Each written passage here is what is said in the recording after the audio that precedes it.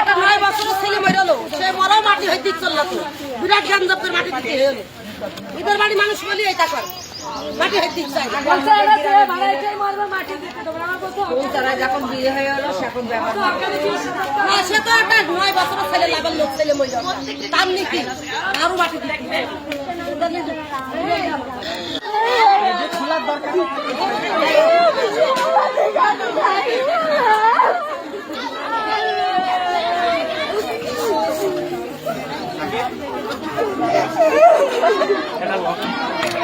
তো ওটা কি মেয়ে? এটা কি মেয়ে?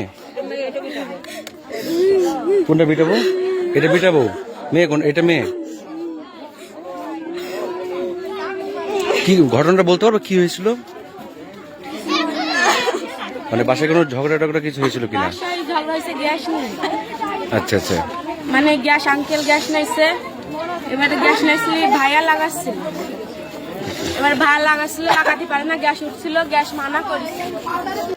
সেটা আবার আটকায় না কি কাউ মাটি হইতে দেবে না, আবার কেরম কথা মাটি হইতে দেবে না, না বুঝেছো? দলিতদারে যারা 2-4 বছরে আছে 5 বছরে আছে তাদের মাটি দিতে দেবে না, যারা অরিজিনাল এখানে বাসিন্দা সে মাটি হতে পারবে, তাছাড়া সে মাটি হতে পারবে না।